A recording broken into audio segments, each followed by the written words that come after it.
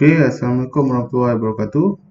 So today we are going to continue our lecture regarding the previous lecture is segmentation, differentiating, and also positioning. So today we are going to look at the 4Ps.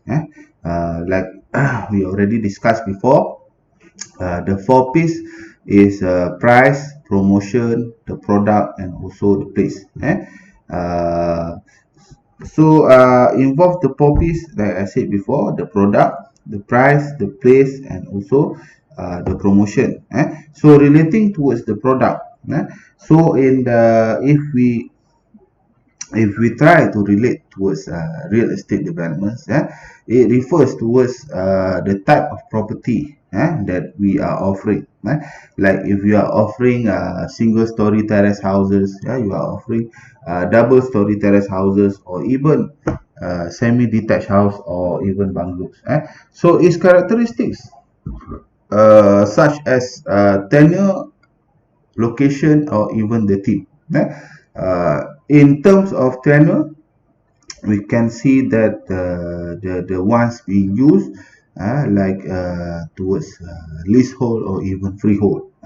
The one that we say, oh, this is a pajakan mukim, so this is a grant, so this is a grant negeri. So that is different. That is different in terms of whether it's in perpetuity or even is a lease property. And then the location itself. If we discuss regarding location, I think this is one of the most important aspect of property that is being offered. If you offer up the same property in KL as you compare in Kelantan, it's not going to result in the same demand. So people in KL will be much more appreciative towards high-rise properties as compared to Kelantan, might not so. So because in Kelantan, the land is still abundant. It's not going to be very limited like we have in KL. So the price of land itself in KL and also Kelantan is very different. Thus, enabling why location factor is one of the most important aspect of product. Okay, so in marketing, the product means more than a good service or idea. So product is a very broad concept that also encompasses the satisfaction of all consumer needs in relation towards a good service or idea.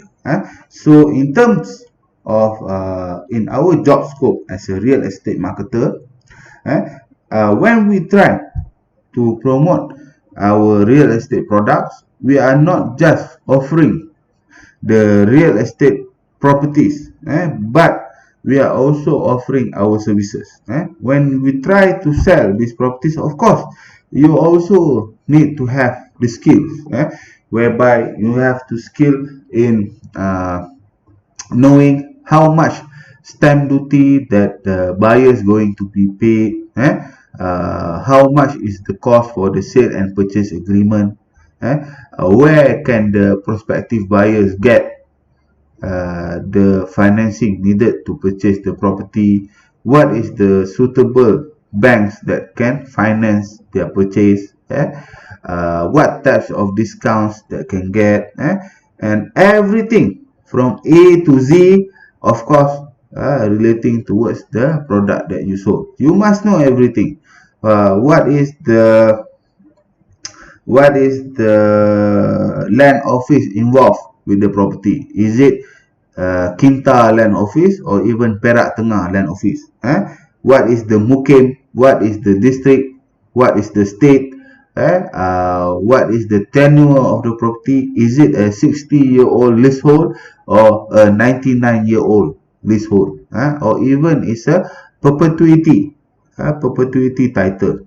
So everything relating towards the property or even the product, you must have the knowledge. You must study all of them. Because if you are selling a product, of course, you are needed to become an expert of the product. But that's the reason. But that's the thing in Malaysia nowadays. You don't have the knowledge relating a product, but you sold the product. So that will become very unconvincing to people. People will say, "Oh, you are just reading from the brochure. You are just reading from the brochure. You don't have any knowledge relating the product. Even I can read through the brochure." So that's the situation that I always face. Whenever I purchase something, whenever I ask the seller doesn't know anything. Oh, I just work here.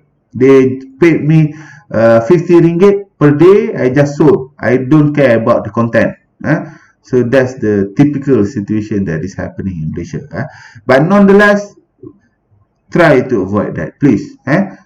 So if you are selling something, you are trying to sell a product, whatever kind of product, right? Skincare, you are selling a motorbike or a car or whatever, you must have the knowledge first. Okay. So a product strategy therefore involves the decision on the customer services, the package design, the brand, the warranties, the life cycle of the product. What is the expected time or even year before the product will become obsolete or even will be broken down. So usually warranties is the one that the manufacturer can be certain of that this product is suitable to be used for 5 years time. Like if you purchase an automobile, you purchase like a Toyota, they give you 5-year warranty. They give you a 5-year warranty with 100,000 kilometer mileage. So these manufacturers are certain that their product can withstand 5-year or even 100,000 kilometers usage. Other than that, the risk or responsibility falls on you. But usually for good products, they can last a very long time. Even 15-20 years they can last if you manage and maintain them properly. Okay. Positioning of the product in marketplace and the new product development. Of course, if we look at automobiles, the cycle for a new model is very short nowadays. It's just 4 to 5 years time, and then they will replace the model with a new model. If you are buying a Mitsubishi Outlander in 2020, then by 2025 they already have a Mitsubishi Outlander version 2. 5 years on is a new Outlander again. That's until they can get until 8 or 9 generation of Outlanders. That's the thing that is also happening with other car makers. So in property also, even though we don't produce like single story version 10, version 11, version 12, but implementing the changes towards the product is important. We must adopt the new products that being incorporated regarding properties. So in the 60s or even 70s, properties are more towards functional aspect, more towards natural ventilations. But nowadays properties, they are more concerned towards the aesthetics.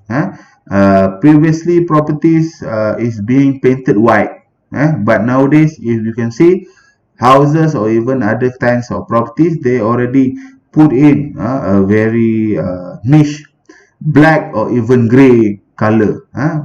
20 or 30 years ago, this would not be possible, as people would say, "Oh, why are you putting a black color on a house? It's going to be very hot inside, because it will draw up sunlight."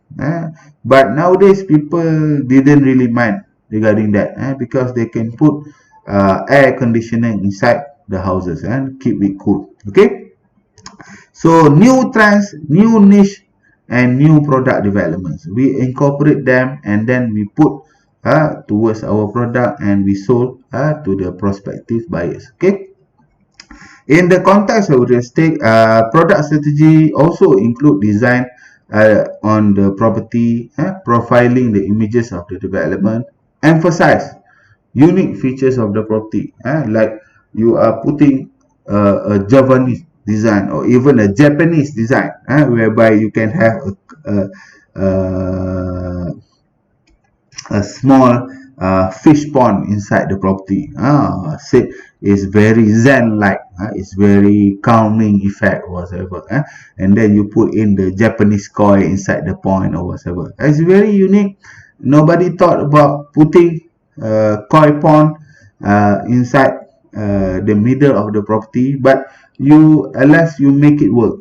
You make it work and you make it very interesting. But nowadays, I don't know about the practicality, but people, they sometimes they just don't want practical anymore. If they want a practical house, they can buy a box like house, like the one in the low cost apartments. It's just for practical. It doesn't care about the aesthetics, the design or whatever. It's just a box with 2 rooms inside. Then we can live inside. It really doesn't really pleasing to the eye, but it's just livable. But if you have the extra money or even extra capability, then we, of course, more unique or even very good design properties can be offered. Okay, after we look at the product, then we can look towards the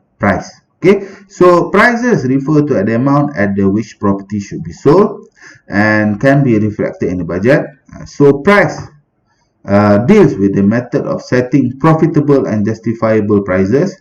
So important factors that influence a pricing strategy are the competition and the state of the market. So in the usual term for developers, when they wanted to sell properties, what is the method that they employ to fix the price in the initial one? So these developers usually they will test the market.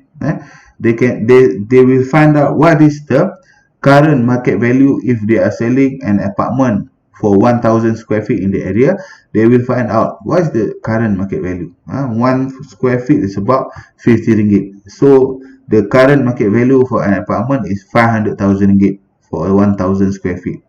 So maybe they will test the market. They will put in little bit higher than that, 530 or 540,000 ringgit. So if the market can absorb this kind of price increase, then of course it will set up a little bit higher market value.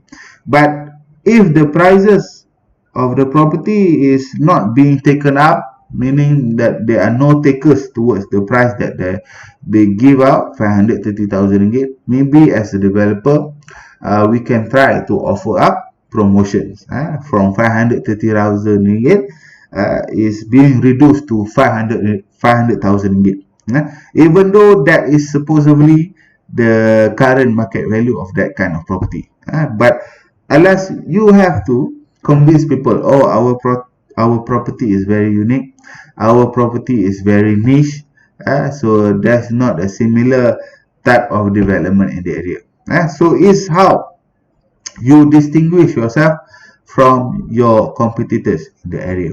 Okay, so they are not similar to those influencing common products and goods, as the location of real estate plays a dominant role in its pricing. So whenever we talk about property, location is most important. So the location is how you compare the market value of the property that you are going to be selling. Okay, number 3, product price, and then we look at the place.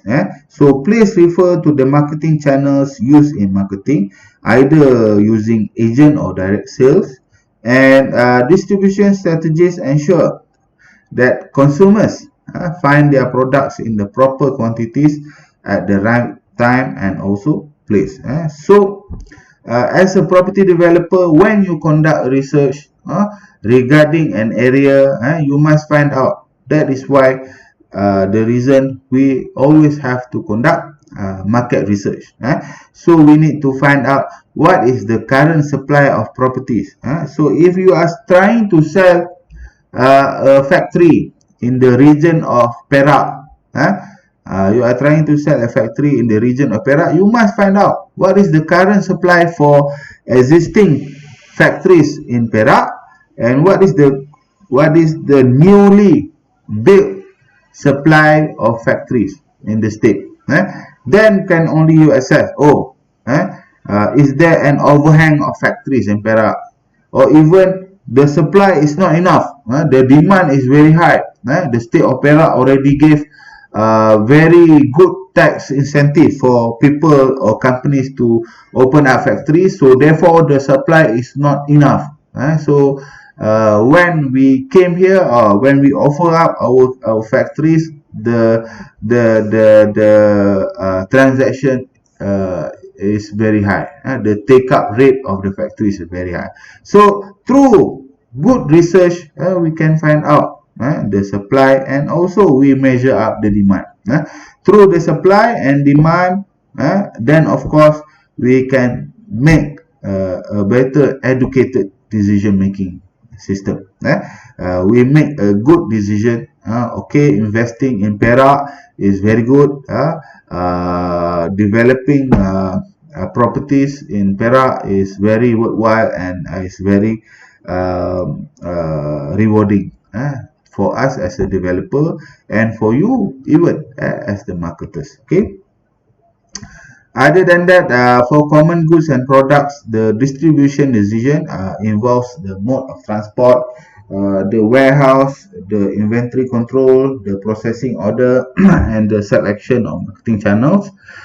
In the context of real estate, essentially our products are immobile, meaning that we cannot move them from one place to another. We put it at the back of Hilux or whatsoever. But properties are fixed. We build the property in Ipoh, is going to be fixed in Ipoh forever and ever. We cannot move from Ipoh to Taiping, Taiping to Batu Kurau, Batu Kurau to Sungai. We cannot do that. Okay, so the distribution process is much more simplified, and the marketing channel is shorter.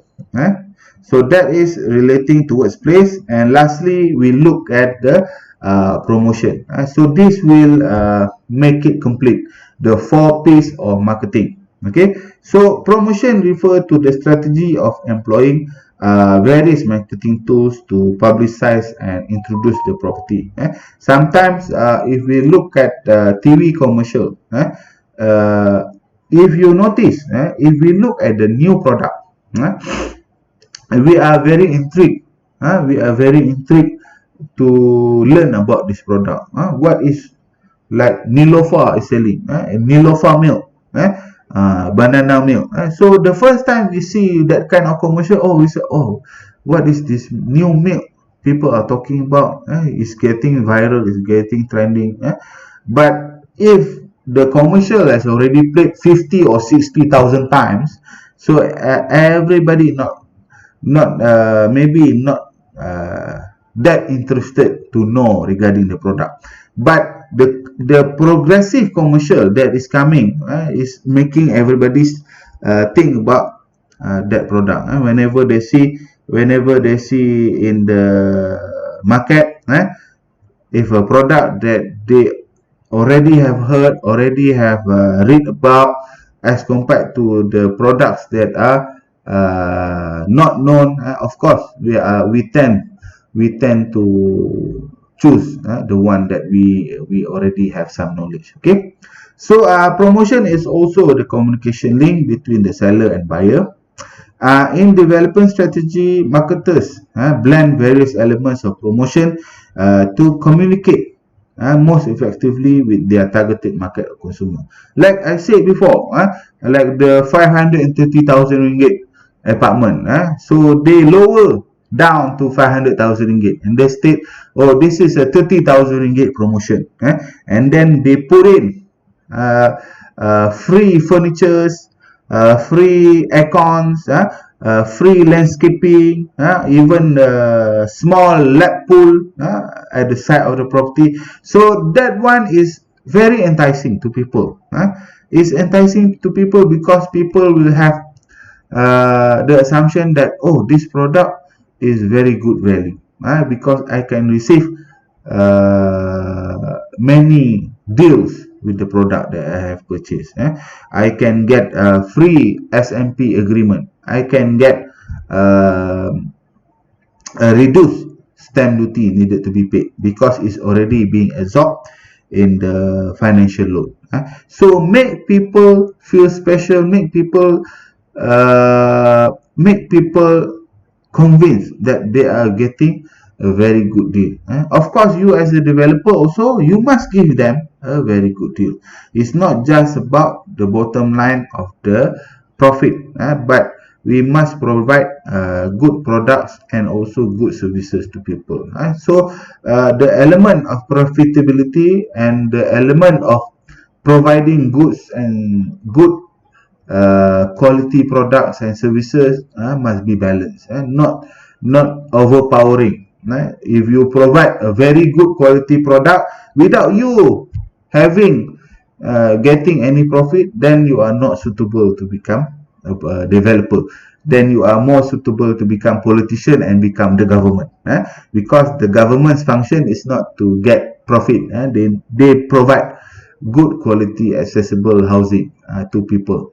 They don't really care about profit. But if you are a private developer, you need to survive through profit. Of course, you make it a more balance between the product and also the profit. Okay, so that's it for our today's lecture. So I will see you again in the next lecture. Okay, so wabillahi taufiq wa hidayah. Wassalamualaikum warahmatullahi wabarakatuh.